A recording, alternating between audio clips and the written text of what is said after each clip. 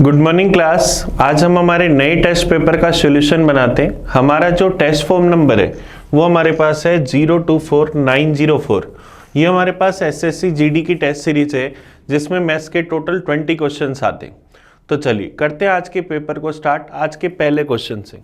पहला क्वेश्चन ये रहा हमारी स्क्रीन पर। What is the rate of simple interest at which a sum of money become 3 time of itself in 36 year. हमें कह रहा है कि साधारण ब्याज की वह दर बतानी है कि जिस पर क्या हो कि कोई धनराशि खुद की 3 गुना हो जाए 36 सालों में। अगर प्रिंसिपल माने 100 रुपए तो 3 गुना होने का मतलब 300 रुपए बन जाए। टाइम दे रखा है 36 ईयर। 100 रुपए से 300 रुपए बने तो सिंपल इंटरेस्ट कितना चाहिए? 200 रुपए। हमें क्या बतानी है? रेट। एसआई में रेट का formula SI into 100 upon P into T. तो SI 200, प्रिंसिपल 100 टाइम 36 साल। 20 से 20 कैंसिल, 200 बटा 36। 4 से अगर अपन इसको काट दें, 4 से चला जाएगा 9 बार, 4 से ही मेरे पास चला जाएगा 50 बार। 50 बटा 9 या 9 5 45, बच जाएगा 5, फिर चला जाएगा 5 बार, 5.55%। तो हमारा आंसर क्या आ जाएगा? Option C. तो क्या आ जाएगा? 5.5% की दर से ये क्या हो जाएंगे? 3 गुना हो जाएंगे। ये हमारा आंसर आ गया। चलिए नेक्स्ट क्वेश्चन की ओर बढ़ते। Question number 42। यदि किसी बेलन की त्रिज्या में 20% की कमी कर दी जाए तो उसकी ऊंचाई में कितने % की वृद्धि करें ताकि बेलन का आयतन वही रहे? रेडियस को 12% से कम करा। 12% का मतलब 3/25 कम कर दिए। तो हाइट को हम कितना बढ़ाएं ताकि उसका वॉल्यूम वही रहे? तो रेडियस अगर इनिशियली 25 थी तो बाद में कितनी होगी? 22। फिर रेडियस 25 से 22। हाइट मान लिया पहले h1 थी और बाद में क्या हुई? h2। बेलन का वॉल्यूम क्या होता है? पाई r स्क्वायर h। तो पाई तो कांस्टेंट है, कोई फर्क पड़ेगा नहीं। तो पहले वॉल्यूम क्या था? 25 गुना 25 गुना h1। अब वॉल्यूम क्या हो जाएगा? 22 गुना 22 गुना h2। तो यहां से h1 और h2 का रेशियो निकालें तो 22 का स्क्वायर 484, 25 का स्क्वायर 625। तो हाइट अगर 484 से 625 कर दें तो हाइट को हम कितना बढ़ा देंगे? हम चेक कर लें। 484 से 625 करी तो 125 और 16 141 बढ़ा दी।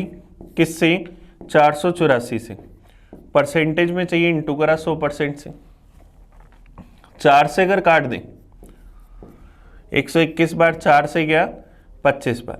141 को अगर 25 से गुना करें तो 4 × 12 बच जाएगा मेरे पास 2 21 चला जाएगा 5 बार, फिर एक 3525 बटा 121। तो 3525 में अगर 121 का भाग दें तो मेरे पास ये चला जाएगा सबसे पहले 2 बार, 242 बच जाएगा 110, ऊपर से आया 5, फिर भाग ये चला जाएगा 9 बार। 9 9 दूनी 18, 1089। तो 29 पॉइंट समथिंग आएगा। तो आंसर क्या जाएगा? 29.13%। तो हम इसको कितने % बढ़ा देंगे? 29.13%। ये हमारा आंसर आ जाएगा। क्योंकि वॉल्यूम सेम रखना है तो इसको और इसको अपन इक्वल रख रहे हैं। चलिए नेक्स्ट क्वेश्चन की ओर बढ़ते हैं, 43 की ओर। On selling a watch at 5/6 of the mark price there is a loss of 10%। What will be the ratio of mark price and cost price of the watch? घड़ी के अंकित मूल्य के 5/6 पर बेचते हैं तो 10% की हानि होती। प्रॉफिट या लॉस होता है कॉस्ट प्राइस पर। कॉस्ट प्राइस अगर 100 माना, 10% की हानि हुई तो सेलिंग प्राइस 90। अब एमआरपी के 5/6 पर बेच रहे हैं, इसका मतलब एमआरपी अगर 6 था तो 5 पर बेच रहे। 5 की वैल्यू 90 तो 1 की वैल्यू 18 तो 6 की वैल्यू 108। तो कॉस्ट प्राइस 100 और एमआरपी 108। इसका रेशियो चाहिए तो क्या आ जाएगा? 25:27। 4 से काट दें। हमें पहले दे रखा है एमआरपी फिर क्रय मूल्य, तो रेशो क्या आ जाएगा 27:25, उल्टा करके लिखा हुआ है। तो एमआरपी 27 और कॉस्ट प्राइस 25, ये हमारा आंसर आ गया।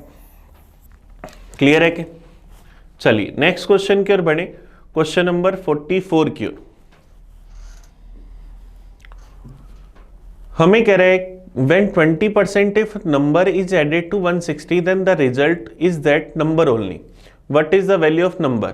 कह रहे जब किसी संख्या की 20% में 160 में जोड़ा जाता है तो रिजल्ट वही संख्या होती है, तो हमें क्या करना है, उस संख्या का मान बताना है। कोई भी नंबर अपने आप में 100%, 20% में जब 160 जोड़ा तो नंबर आ गया, मतलब 100% आ गया।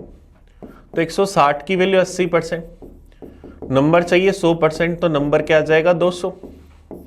160/80% गुना में 100%, तो 2 गुना 100 200, तो नंबर हमारे पास क्या आ जाएगा 200। ये हमारा आंसर आ जाएगा ऑप्शन सी। चलिए नेक्स्ट क्वेश्चन की ओर बढ़ते हैं 45 की ओर। A sum of ₹6,000 is divided into 2 parts. The annual simple interest on the first part at the annual rate of 10% is equal to the simple interest on the second part at the annual rate of 15%. How much of the interest on each part for 1 year? देखो 6,000 रुपए को 2 भागों में बांटा गया। पहले भाग पर 10% की ब्याज से दर से ब्याज और दूसरे भाग पर 15% की दर से ब्याज, दोनों क्या है, बराबर है। दोनों बराबर है तो बराबर होने का मतलब नेट क्या आ जाएगा 0। एलिगेशन लगाएंगे तो 15:10 या 5 से काट दो तो 3:2। तो इस 6,000 को 3:2 में बांटते। पहला भाग चाहिए 6,000/5, वैल्यू चाहिए 3 की, तो 3600 रुपये। 5 से गया 1200 बार। दूसरा भाग 6,000/5 गुना 2, 2400 रुपये। अब मुझे ये दोनों भाग नहीं बताने, मुझे बताना है कि कितना प्रत्येक ब्याज पर कितना ब्याज बना। तो पहला भाग 3600 का 10% अगर निकाले 360, तो पहले भाग पर ब्याज 360, दूसरे भाग पर भी 360, क्योंकि साधारण ब्याज क्या है, बराबर है। चलिए नेक्स्ट क्वेश्चन की ओर बढ़ते हैं 46 की ओर। यदि 10 आदमी किसी काम को 10 दिन में कर सकते हैं तो 2 आदमी उसी काम को कितने दिन में करेंगे? अब कह रहे हैं 10 आदमी कोई एक काम करते हैं 10 दिन में, तो हमें पूछ रहा है कि 2 आदमी उस काम को कितने दिन में करेंगे। मान लिया x दिन में, क्रॉस मल्टीप्लाई करा 2 × 1 × x बराबर 10 × 1 × 10, 2 से गया 5 बार। x की वैल्यू 5 गुना 10, 50 दिन में, तो ये हमारा आंसर आ जाएगा। तो 2 आदमी उस काम को कितने दिन में करेंगे, 50 दिन में। ये हमारा आंसर आ गया। चलिए नेक्स्ट क्वेश्चन की ओर बढ़ते हैं 47 की ओर। 55 लीटर के एक मिक्सचर में एसिड का क्षार से अनुपात 7:4 है। मिक्सचर का अनुपात 4:3 करने के लिए क्षार की कितनी मात्रा मिलाई जानी चाहिए? 55 लीटर का मिक्सचर है जिसमें मैं एसिड और बेस का रेशो दे रखा है 7:4। अब 55 को 7:4 में बांटे, टोटल 11 की वैल्यू 55 लीटर, तो 1 की वैल्यू 5 लीटर, तो 7 की वैल्यू 35 लीटर, 4 की वैल्यू 20 लीटर। तो 35 लीटर एसिड था और 20 लीटर बेस था। इस रेशो को हमें करना है 4:3, तो इसमें कितना बेस मिला है, मान लिया x मिला दी, ताकि रेशो क्या बनाना है 4:3। तो क्या जाएगा 35 रेशो में 20 + x की वैल्यू 4:3 के बराबर, क्रॉस मल्टीप्लाई कर दिया 105 बराबर 80 + 4x, तो 4x बराबर 25, तो x का मान 25/4, तो क्या जाएगा 6.25। तो कितने लीटर अपन इसमें बेस ऐड कर देंगे, 6.25 लीटर। ये हमारा आंसर आ जाएगा। चलिए नेक्स्ट क्वेश्चन पर आते हैं 48 पर। ये मिक्सचर का क्वेश्चन था। 48 देखो हमें क्या कह रहे हैं, 48 सिंप्लीफिकेशन का क्वेश्चन है। हमें इसका मान बताना है कि क्या होगा। दे रखा है 13 × 12 डिवाइड में 26, माइनस में 5 इंटू 24, डिवाइड में 10, प्लस 4 इंटू 4, माइनस में 8। चलिए इसको सोल्व कर लेते हैं। 13 गुना 12 गुना 1/26, माइनस में 5 गुना 24 गुना 1/10, 4 गुना 4 16 माइनस 8। हमने सिर्फ डिवाइड को मल्टीप्लाई में चेंज कर दिया। 13 से गया 2 बार, 2 से गया 6 बार, 5 से गया 2 बार, 2 से गया 6 माइनस 12, प्लस का 16 माइनस का 8, तो क्या बचा 8, 8 और 6 14 माइनस 12, तो आंसर क्या आ जाएगा 2। तो हमारे पास इसका आंसर क्या आ जाएगा, ऑप्शन 2 हमारा आंसर आ जाएगा। चलिए नेक्स्ट क्वेश्चन की ओर चले, क्वेश्चन नंबर 49 की ओर। 49 देखो हमारे पास डीआई का क्वेश्चन है, हमें क्या दे रखा है। सबसे पहले हम इसको देखते हैं कि हमें क्या कर रहा है। The pie chart given below shows the number of the bike sold bye 8 different companies. 8 अलग अलग कंपनियों के द्वारा बेची गई बाइक्स की संख्या दिखा रहा है। The total number of bike sold by all these different companies are 15,000। 15,000 बाइकें बेची सबने मिलाकर टोटल, और ये परसेंटेज में हमें दिखा रखी है। अब क्वेश्चन हम देखते हैं कि हमें क्या बताना है। हमें पहला पॉइंट पूछ रहे हैं, which of the following statement is not correct. कौन सा कथन सही नहीं है। The value of centre angle form by A C D together is 170.8 degree. A C D, A में 7%, सी के अंदर 32% और डी के अंदर 9%। तो 7, 32 और 9, तो क्या आ जाएगा 48%। हमें 48% की वैल्यू चेक करनी है, क्या 170.8 डिग्री है। हम लोगों को पता है 100% की वैल्यू 360 डिग्री, तो 1% की वैल्यू 360 डिग्री बटा 100। 48% की वैल्यू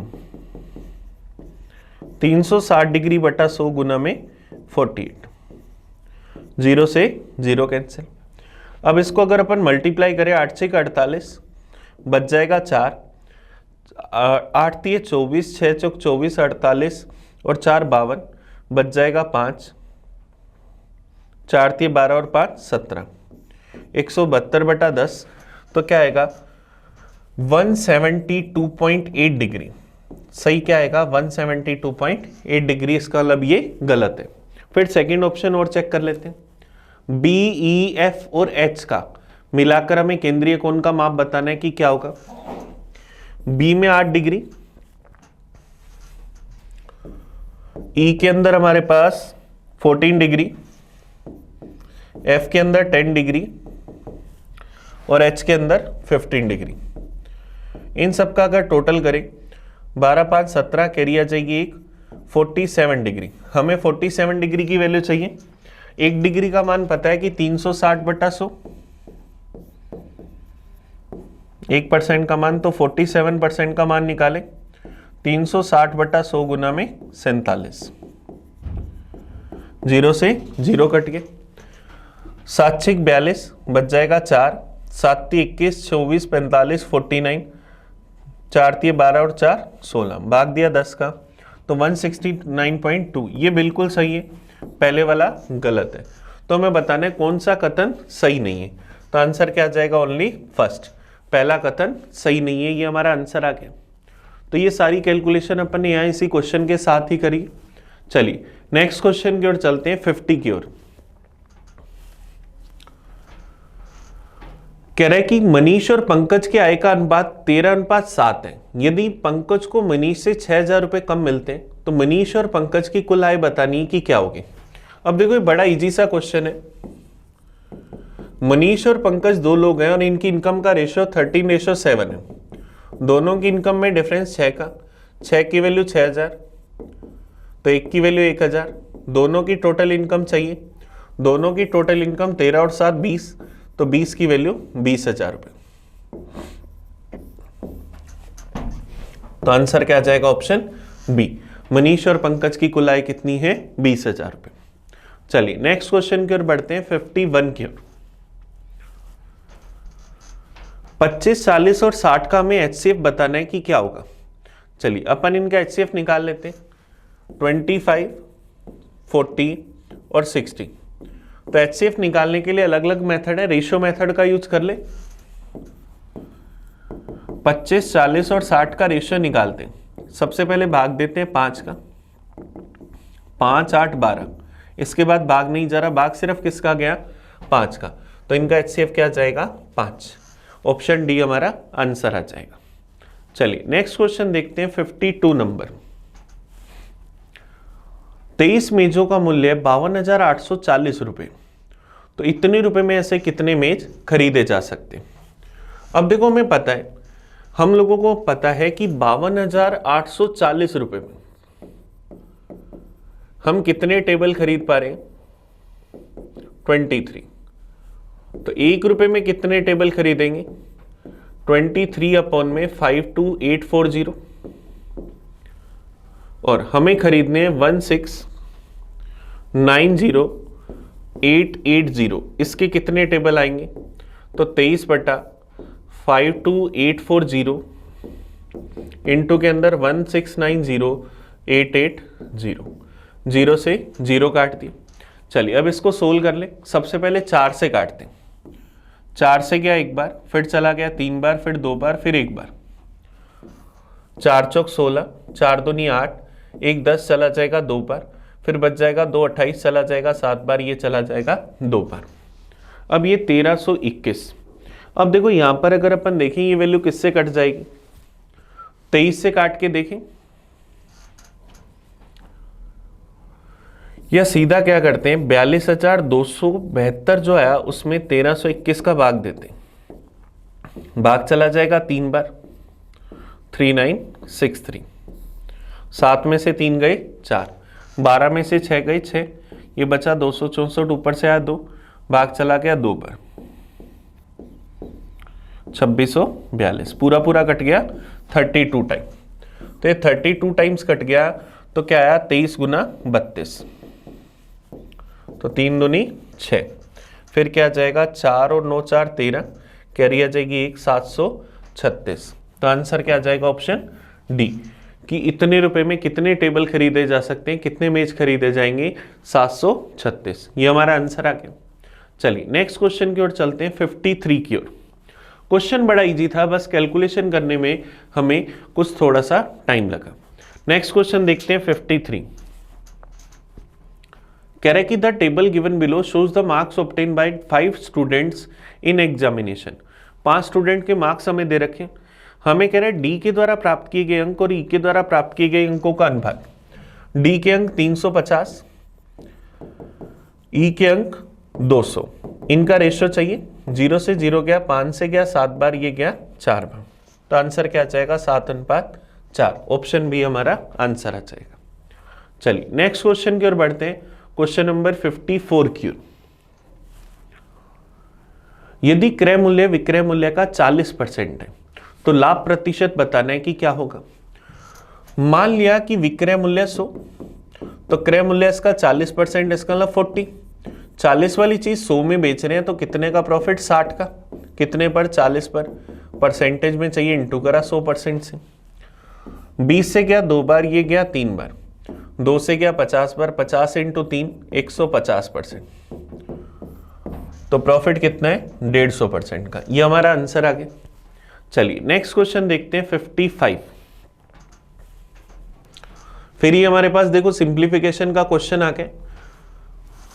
चलिए लिख लेते हैं 28/21 गुना में 96/4 डिवाइड के अंदर 125/5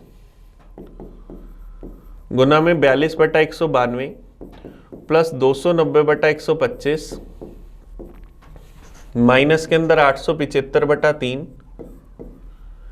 डिवाइड के अंदर 125/4 गुना में 6/25। चलिए सोल्व करते हैं। इसको अगर लिखो 28/21 गुना में 96/4 इंटू में 5/125 इंटू में 42/192।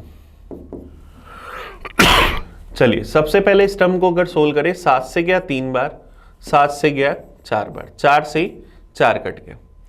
3 से अगर मैं इसको काटूं, 3 से मेरे पास ये चला जाएगा 14 टाइम, 5 से गया 25 बार, 96 से गया 2 बार, 2 से चला गया 7 बार। तो पहली टर्म क्या आई 7/25। 290/125, अगर इसको मैं 5 से काट दूं, 25, 4 40 चला जाएगा 8 बार, 58/25 माइनस के अंदर 875/3 गुना में 4/125 गुना में 6/25। 3 से गया 2 बार, 25 से काटा, 25 थी 75, बच जाएगा मेरे पास 12/125 चला जाएगा 5 बार। 5 से गया 7 बार, ये गया 25 बार। तो 7 चौक 28 दूना 56, माइनस में 56/25 और ये 58/25। तो 58/25 में से 56/25 गया 2/25, 7/25 प्लस 2/25 9/25। तो आंसर क्या आ जाएगा? Option B. ये हमारे पास आंसर आ जाएगा। बस ये सिर्फ और सिर्फ सिंप्लीफिकेशन का क्वेश्चन था, सिर्फ हमने डिवाइड को मल्टीप्लाई में बदला और इन टर्म्स को सोल्व कर लिया। चलिए नेक्स्ट क्वेश्चन देखते हैं 56। यदि दो बेलन के आयतनों का अनुपात 7:5 है और इनकी हाइट का रेशो 5:7 है, तो हमें इनकी त्रिज्याओं का अनुपात बताना है कि क्या होगा। बेलन का वॉल्यूम होता है πr1² h1, रेशो में दूसरे का वॉल्यूम πr2² h2। इनका रेशो में दे रखा है 7:5। ऊंचाइयों का अनुपात h1 h2 का रेशो 5:7, तो यहां पाई से पाई कट गया, r1² अपॉन में r2², h1 की जगह 5, h2 की जगह 7 बराबर 7/5। तो r1² अपॉन में r2² बराबर 7 का स्क्वायर बटा 5 का स्क्वायर। तो दोनों की रेडियस का रेशो क्या आ जाएगा? 7:5।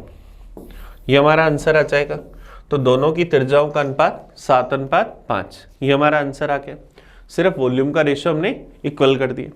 चलिए नेक्स्ट क्वेश्चन देखते हैं 57। He walked at the speed of 10 km/h and 20 hours after his start.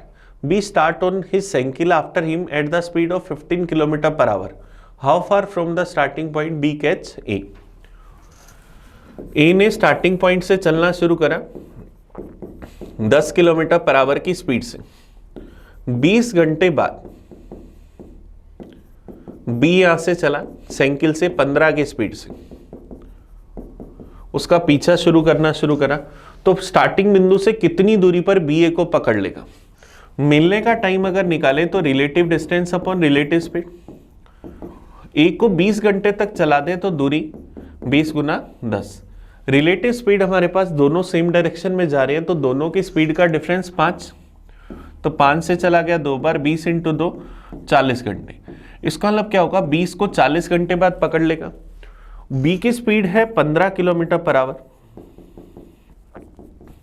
Time उसको लगा पकड़ने में 40 घंटे, तो उसने कितनी दूरी तय करी? Distance speed into time. तो 15 गुना 40 600 किलोमीटर। तो 600 किलोमीटर दूरी के बाद बी ए को पकड़ लेगा। चलिए नेक्स्ट क्वेश्चन देखते हैं 58 नंबर। 58 कह रहा है एक आदमी एक निश्चित दूरी का आधा भाग 35 km/h की स्पीड से तय करता है। वह शेष दूरी का 40% 8 की स्पीड से और शेष दूरी को 18 की स्पीड से तय करता है। तो पूरी यात्रा में उसकी एवरेज स्पीड बतानी है कि क्या होगी। एवरेज स्पीड हमें पता है कि total distance upon total time होती है। हमने पूरी दूरी मान ली 100 किलोमीटर, तो आधा भाग मतलब 50 किलोमीटर हम चल रहे हैं। सबसे पहले हमें किस स्पीड से कह रहे हैं? 35 की स्पीड से। तो 35 की स्पीड से अगर 50 किलोमीटर दूरी तय करेंगे तो कितना टाइम लगेगा? 50/35 या 10/7 घंटे। फिर कह रहे हैं शेष दूरी का 40%, मतलब क्या जाएगा? 50 का 40% 20 किलोमीटर। हम किस स्पीड से तय करते हैं? 8 की स्पीड से। तो 20 किलोमीटर चलेंगे 8 की स्पीड से, तो टाइम 20/8। या 4 से काट दें तो 5/2 घंटे। फिर हमें कह रहे हैं शेष दूरी, तो कितने बच गए 30 किलोमीटर। ये हम किस स्पीड से तय करते हैं 18 की स्पीड से, तो इसका टाइम क्या आ जाएगा 30/18 या 5/3 घंटे। तो टोटल टाइम निकाल ले 10/7 प्लस 5/2 प्लस 5/3। एलसीएम आ जाएगा 42, ये चला जाएगा 6 बार 60, फिर 2 से गया 21 बार, 21 × 5 105, 3 से गया 14 बार, तो मेरे पास क्या आ जाएगा 14 × 5 70। तो टोटल मेरे पास टाइम कितना आ गया 235/42 घंटे। तो एवरेज स्पीड क्या होगी total distance upon total time. Total distance हमारे पास 100, टोटल टाइम 235/42, तो 235 नीचे और 42 ऊपर। 5 से चला जाएगा, 5 से गया 47 बार, 5 से गया 20 बार। 20 को अगर मैं 42 से गुना करूं तो 840/47, तो उसकी एवरेज स्पीड क्या आ जाएगी 840/47 किलोमीटर पर आवर। तो ये हमारा आंसर आ जाएगा ऑप्शन सी। चलिए नेक्स्ट क्वेश्चन की ओर चलते हैं, क्वेश्चन नंबर 59 की ओर। एक वस्तु को 600 रुपए में खरीदा जाता है और ₹900 में बेचा जाता है, तो प्रतिशत लाभ बताना है कि क्या होगा। 600 में खरीदा, 900 रुपए में बेच दिया, कितने का प्रॉफिट हुआ 300 का, कितने पर 600 पर।